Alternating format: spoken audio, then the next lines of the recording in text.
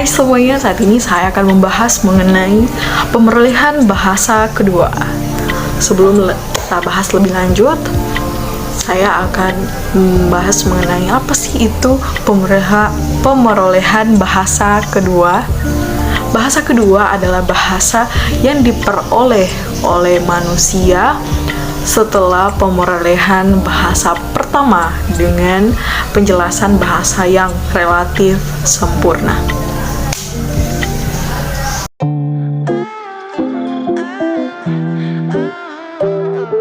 Baiklah, saat ini saya akan membahas mengenai studi kasus yang terjadi pada pemerolehan bahasa kedua.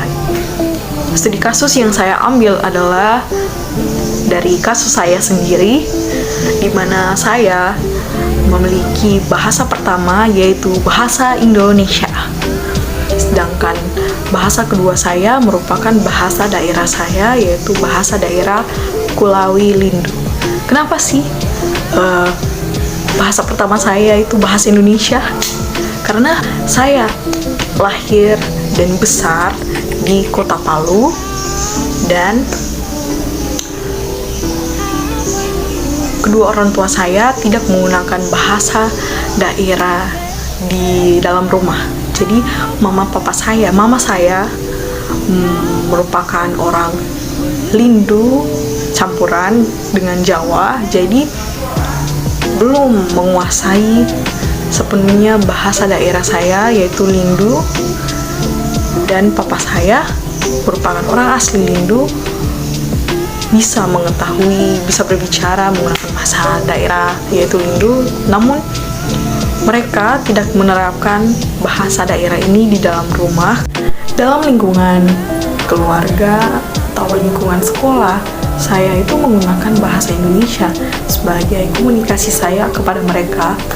Namun lain hal dengan situasi kondisi di mana lingkungan saya ini berada di kampung. Di kampung, masyarakat di sana menggunakan bahasa daerah mereka.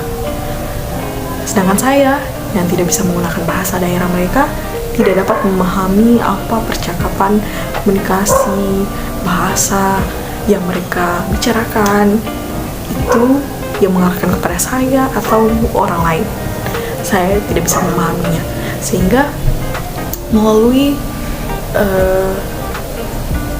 tindakan ini, peristiwa ini yang membuat diri saya menjadi suatu permasalahan bahwa saya tidak bisa menggunakan bahasa daerah.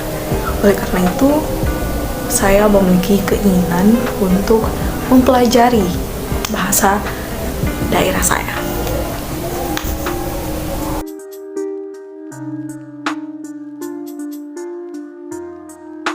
Solusi yang saya terapkan dalam mempelajari pemerolehan bahasa kedua saya yaitu yang pertama melalui simakan. Ya, melalui simakan saya bisa mempelajari beberapa kata yang bisa untuk saya pahami. Jadi ketika papa saya berkomunikasi dengan keluarga saya bisa menangkap beberapa kata-kata yang mungkin membuat saya penasaran. Setelah mereka berkomunikasi, saya mempertanyakan kata tersebut kepada papa saya atau keluarga saya yang lain tentang apa sih arti dari kata tersebut, dan mereka mengartikan bahwa kata tersebut ini loh artinya, dan saya bisa memahaminya bahwa sebenarnya kata tersebut memiliki makna seperti ini, seperti itu. Itulah cara saya untuk memahami bahasa daerah saya. Terus yang kedua, dengan mengulangi kalimat tersebut. Jadi ketika mereka berkomunikasi, saya mengulangi kalimat yang mereka katakan. Jadi saya berbicara kembali tentang apa yang mereka katakan itu. Dan kadang-kala itu merupakan sebuah lelucon bagi mereka karena terdengar kaku di telinga mereka, karena perkataan yang saya keluarkan itu terdengar kurang fasih. Dan cara yang saya terapkan yang ketiga yaitu menggabungkan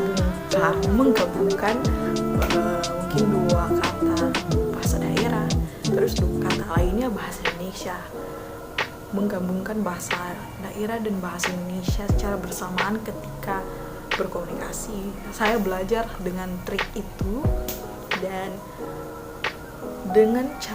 dengan ketiga cara tersebut saya sudah mulai memahami dan bisa berbicara bahasa daerah saya, namun belum terlalu lancar. Semuanya masih dalam tahap proses. Itulah tadi studi kasus dalam pemerolehan bahasa kedua. Terima kasih sudah menonton channel ini, video ini. Jangan lupa like, subscribe, dan nyalakan notifikasinya supaya untuk melanjutkan video nanti. Terima kasih, sampai jumpa.